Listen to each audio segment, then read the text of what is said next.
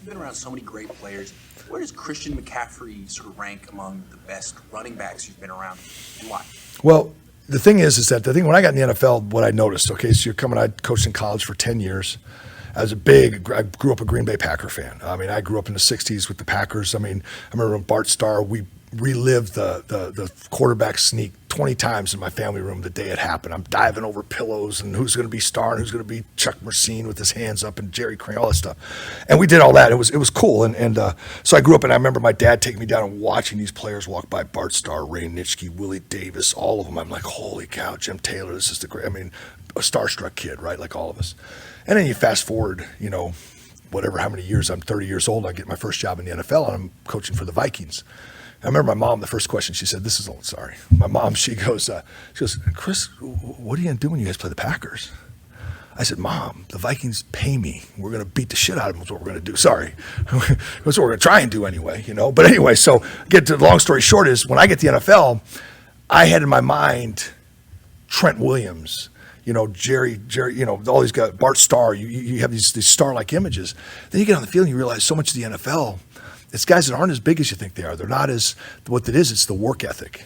It's the talent's there. You got to have, as Kyle says, you got to be able to get in the club, right?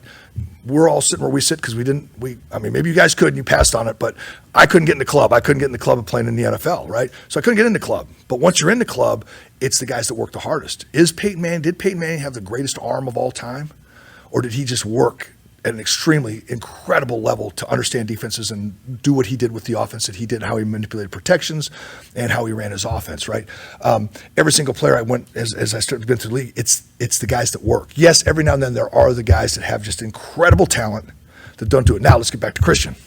Christian's that guy that does have the talent to get in the club. He's obviously fast, he's big enough, he's strong enough, but his attention to detail in every little thing that he does is, like I say, it's Manning-like. I mean, he's the only guy that I know that I can say I was with that I've never seen anything like it. I've never seen the detail he went in to went into everything that he did. And that's what I see with Christian.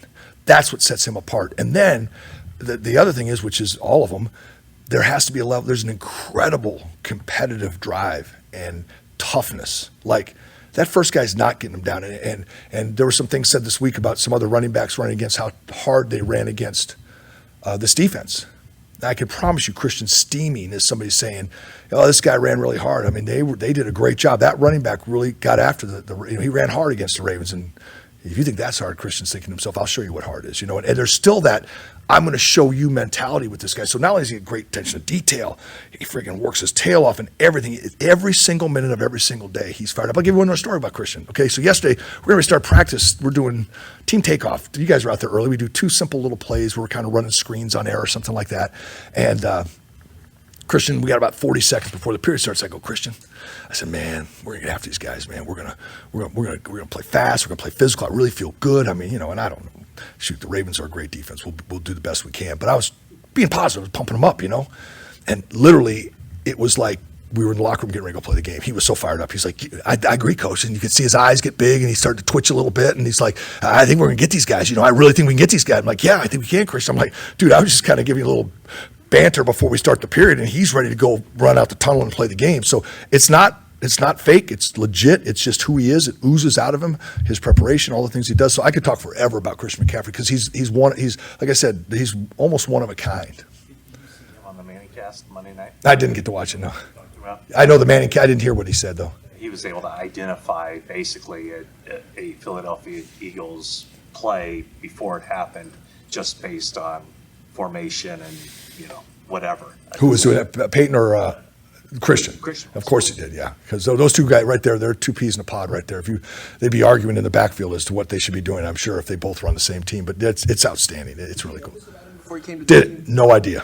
I just knew he was a good player. Carolina, played hard. Stanford, I knew the guys that stat coached at Stanford, so I knew the people there. They spoke so highly of him. I actually, when I was at Stanford back in the day with Denny Green, Ed McCaffrey, his dad, played for us. So I knew Ed. I didn't know Christian. So. You were on Denny Green's staff? Yeah, I coached with Denny at Stanford, and then for 3 years I was there with Jack Elway for 1. Then they fired Jack, and they kept me around because I was the lowest paid guy in the staff. So they kept me around. And then when Denny went to the Vikings, he said I was too young to go to the NFL.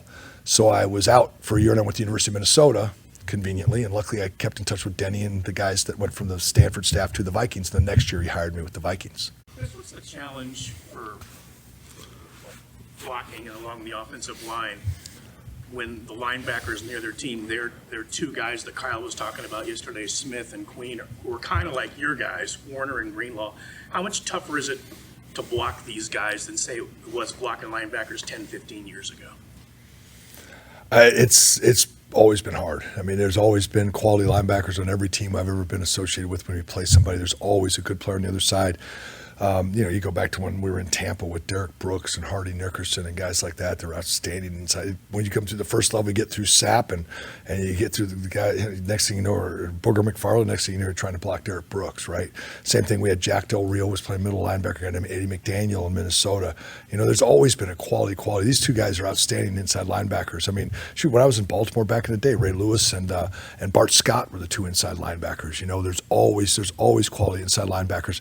Now there's probably been a little bit more of a trend. I don't want to say those guys weren't athletic. I mean, those guys were fast. And it was maybe a little different style back in the day, but not much. It's always been a challenge.